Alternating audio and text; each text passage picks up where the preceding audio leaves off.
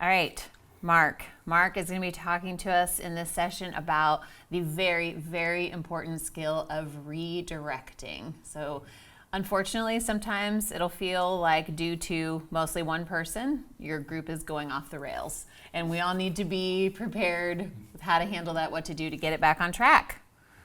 What do you got for us? This is probably the most intimidating skill that a group leader considers trying to master. And honestly, it's one of the last skills to kind of come together in a group leader's toolbox. And part of it's because it's hard, but the other part is you don't know when you're going to get a chance to practice it. Like listening, you know you're getting a chance to practice that every week. But redirecting, I've had people who on their first week, they had a honeymoon group, their first group. And so it went great, and they thought, I'm a natural at this stuff. I don't know why he worried and taught us all that stuff. This was easy. And then group two is where the wheels fall off and like, oh, what's going wrong? And so the redirecting can be one of the last things that come together. But it's very valuable. And I will say this, when you have training for it, anticipating having to do it is less scary. When you're not exactly sure what you're supposed to do, it can be terrifying. But when you go, this is that, but I know I have training in me. I know what I can do in response to this. So I want to spend a little time with this. There's going to be circumstances, as Jennifer was alluding to, where someone, by their participation, is jeoparding with the two things that we really guard, the safety, the felt, emotional safety, and the productivity of the group. If people are coming, we want this to be worth their time, so we don't want someone messing with the productivity or the felt safety. So, and this could be things like monopolizing the conversation, talking about non-related subjects, talking in circles, just going round and round and round, talking about controversial things, political things, things where no one persuades anyone, they just aggravate people who believe differently than they, and that's not productive. So there's going to be times when you want to address that. Now, there's some internal reactions that are very likely to happen. And so the first part of doing a good redirecting is addressing those internal things. And that, the good news is, you can do that ahead of time. So there's a couple things that tend to come up, and so we're just going to do a preemptive strike against those. We're going to talk about them now, so you'll know how to get those out of your way. A couple of things that a beginning group leader might feel at the thought of having to do a redirection. The first one is, I don't want to be perceived as being bossy or controlling. And that's maybe especially true if you've been on the receiving end of someone who was bossy or controlling. You think, I never want to do that to someone else.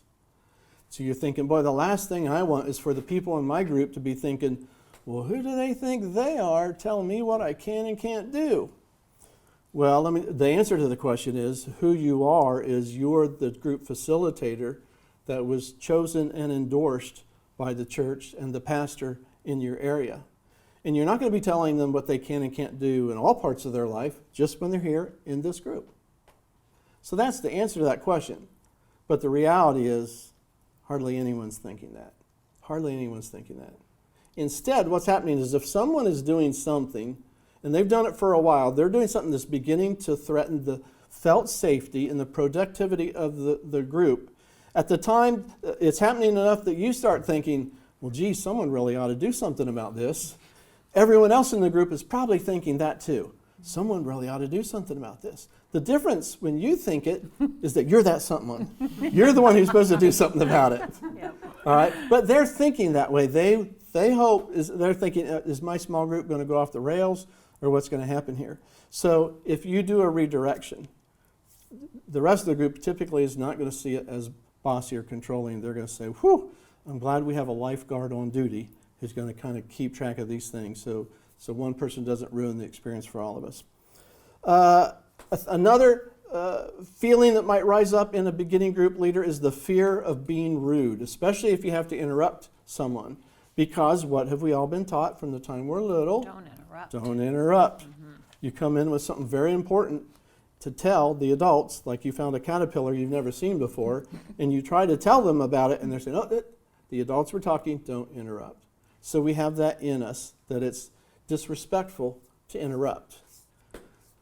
generally speaking, probably true, but in a small group context, if someone is doing something apart from the guidelines or just anything that threatens the safety, productivity of the group, it's disrespectful to the whole rest of the group to allow that to continue. And this might surprise you a little bit, but it's actually disrespectful to the person who's doing it. I mean, it's sort of like you have a friend, they have lettuce in their teeth from lunch, and they're going around the whole day, and they get home and they see that, and they come up with you the next day and say, "Did you see that?" "Oh yeah, you had lettuce in your teeth." You're my friend. You're supposed to let me know these things, right? A good friend will let me know. Right. And so it's sort of disrespectful to let someone keep doing a thing that's not working. It's not working in group, and so it's probably not working in their life either. So we're there to kind of protect the people in the group from each other, but we're also there to protect them from themselves. So in this instance, it's not rude to redirect, even if you have to interrupt. It's actually part of the safety in protecting the environment that we're having to do this group well. And then another one that might come up is frustration, maybe even anger. Because you're thinking, "Hey, you're messing up my group. You know better than that. You know what the guidelines are. Cut it out." You got this rising up within you. And what will make it worse, and this is probably the time when a need for redirection will happen, it's the night when your coach or pastor comes to visit your group. And you're going, "You're making me look bad in front of the boss. Cut it out. You know better." And so this anger can start to rise up within us, and it's going to make it more difficult to do a good redirection. So part of what I do is I remind myself and say, there's probably no malice in what they're doing. This is just probably what they do. They do it in their life, they're going to do it here. But even if there was some kind of nefarious intention, just say, that's unfortunate, but where else are they going to have a shot at learning to do better? Except in our group, where we're going to have good group guidelines that guide us in having healthy interactions. This is their chance to grow and do better. And I think of it, this redirecting the guidelines, and in fact, enforcing the guidelines. When we do this, it's actually what allows us to offer a bonus group. Every group can offer a bonus group. So the first group you're offering is whatever the name of your group is. So Gospel, Mark, Bible Study, it's Search for Significance, it's a marriage group or whatever. That's the one group. And then the second group you're offering is healthy relationships. Because the guidelines, that's just what they're about, right? How to have healthy interactions with one another. We don't interrupt one another. We don't talk over one another. We don't try to fix one another. We allow feelings. We listen to one another. That's just how you have good, healthy relationships. And so we don't get angry about it. We get excited. Go, "Oh, this is my chance to help this person have the second bonus group." And if we can take them by the hand and walk them through with a redirection, how to get back on track with the guidelines, if they can do it successfully here with us in group, the chances that they could generalize that knowledge outside the group into their other everyday life, it just goes up dramatically. So they have a chance of taking that and doing better in their other relationships. So we just think of this as a great opportunity rather than, "Oh, this is unnecessary aggravation and frustration." This is just a chance to do a little extra work to help them do an extra growth thing. So guess what I have to help you remember how to do a redirect. I got like a little 4 or 5 step formula for you, and it's probably also in the chapter on this.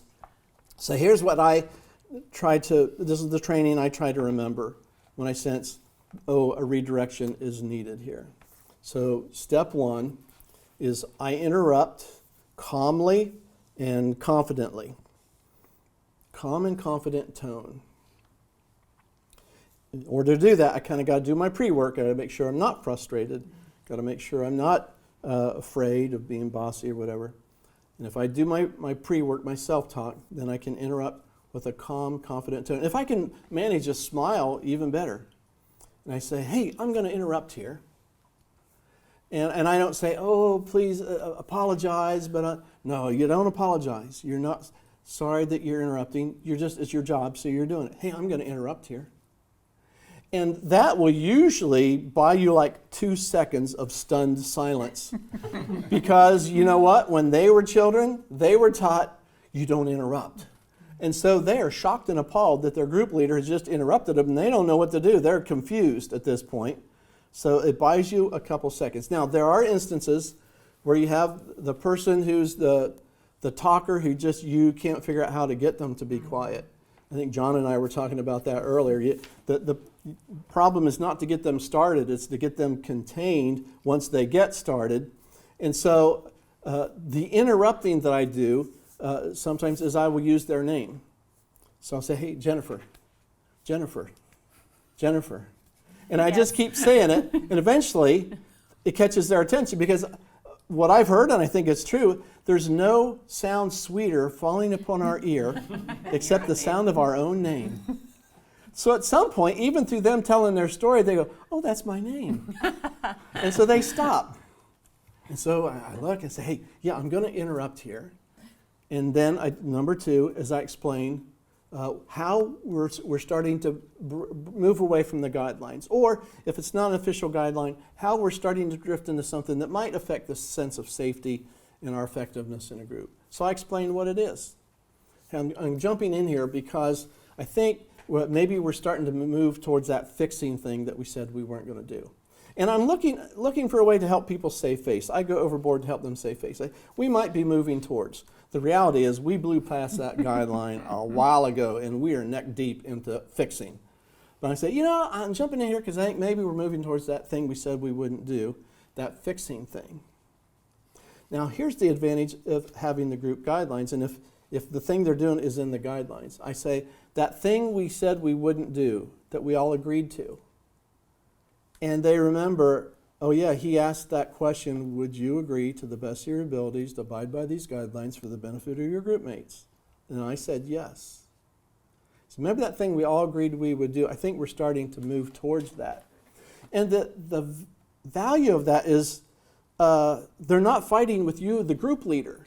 It's not, hey, you can't do that in my group. They're going, oh, who are you to tell me what I can't do? I'll do it in my group. I do it everywhere else I do it. I'm going to do it in your group too. So it's not me, a battle of wills.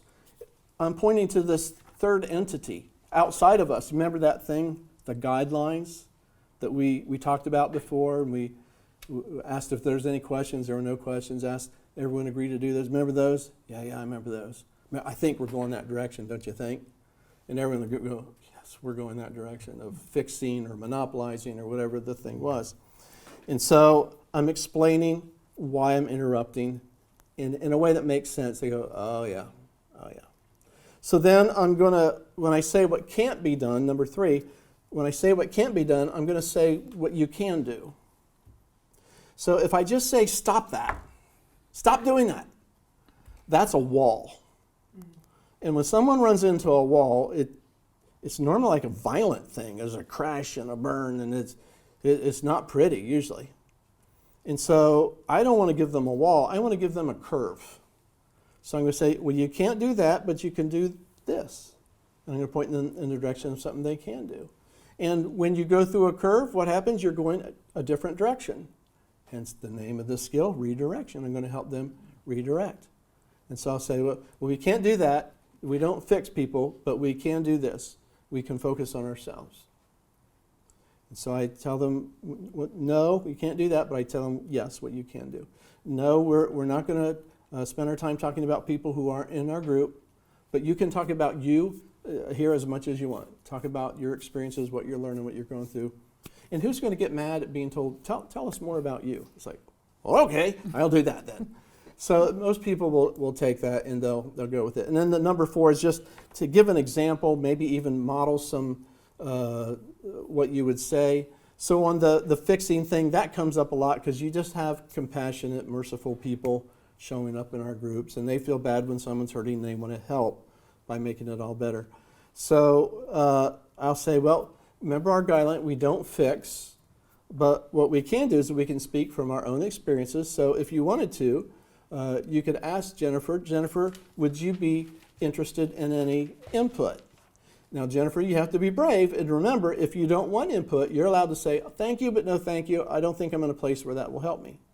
And if when you ask, they say no, then you just keep your brilliance to yourself, take it home, and it's still yours. But if you ask and Jennifer says, sure, I think maybe I could benefit from some input, then you use I statements and you tell your experience. And you tell what you learned from it. And you tell what was helpful to you. And then you can offer to say, so here's maybe something for you to consider. But what we don't do is say, so you should do this, you have to do this, you ought to, you must. We don't do that. That's fixing. But we offer our I statements. I did that one time in a group, did it with a fella, and did the explaining. I said, so would you like to share something, using an I statement, share something from your experience that you think might be helpful to this person? And they were so flummoxed from being stopped from fixing, because they always fix, that they're like, no.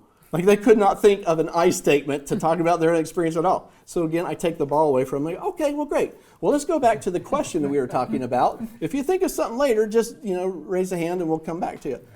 But I said, we're not going to do that. We're not going to do fixing, but give an invitation what you can do. And if they're not able, we just keep going with what the group can do. So that's the 4 steps. I think even after the self-calming, doing the 4 steps,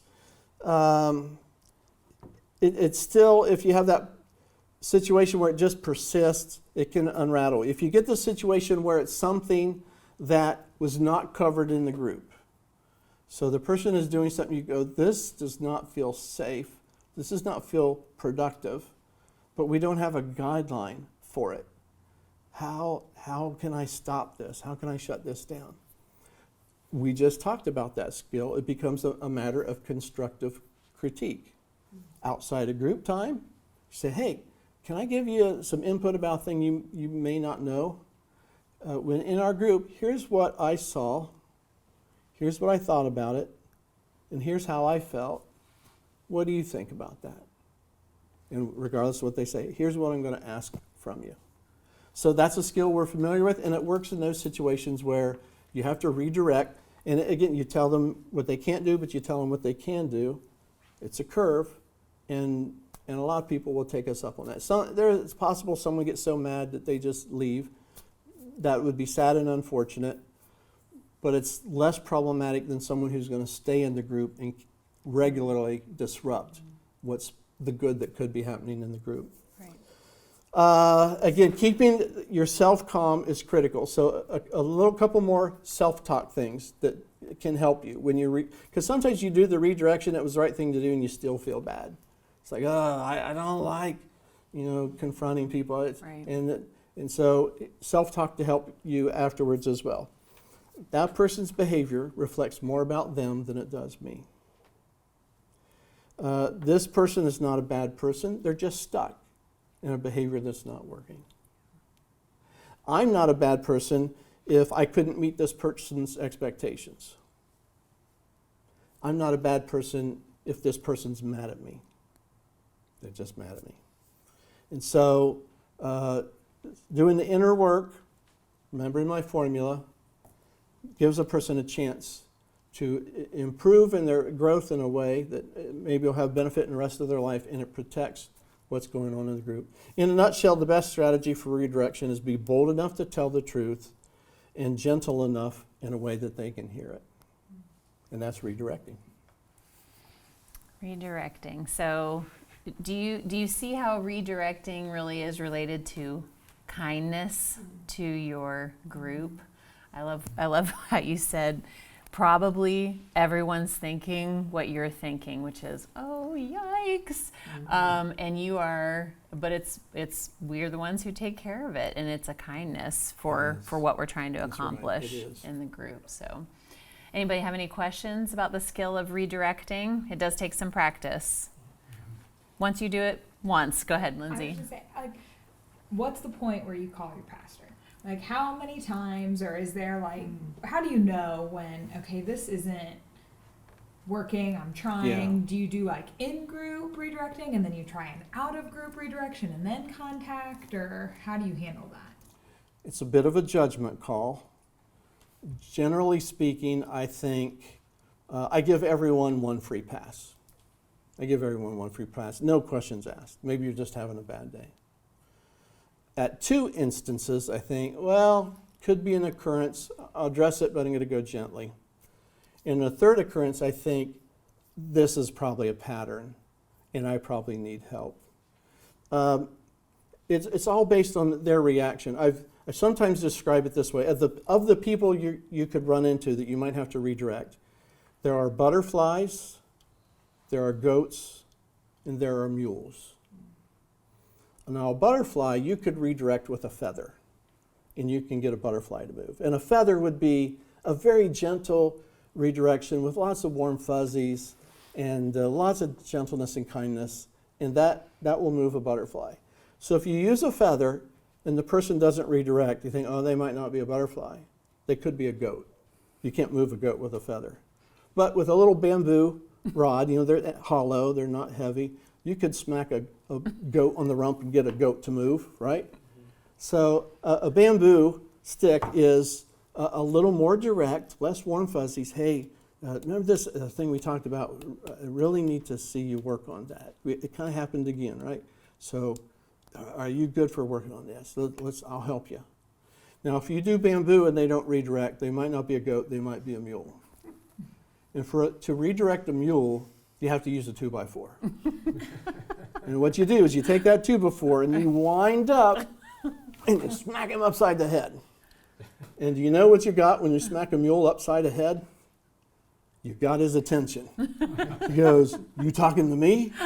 Yes, I'm talking to you. And so a 2x4 is very direct, to the point, with consequences. Look, this behavior of trying to fix people, it must change. We don't have that behavior in our group. So you have a choice to make. Either you're going to continue fixing and you're going to have to go somewhere else, or you're part of our group and you change that behavior. But you can't be in group and keep trying to fix people. So this is a decision you'll have to make. I hope you'll decide to stay with us. I'll give you a week and I'll check back in with you and see what you've decided. Is that a conversation that you would recommend we reach out to the pastor that's in charge of that ministry about? You always reach out to the pastor anytime you're nervous, scared, oh, I don't want to do this wrong. Oh, I've never done one of these before. Always reach out for help. That's why we know Lone Rangers. That's why we have relational connection. So we can always get help when we need it.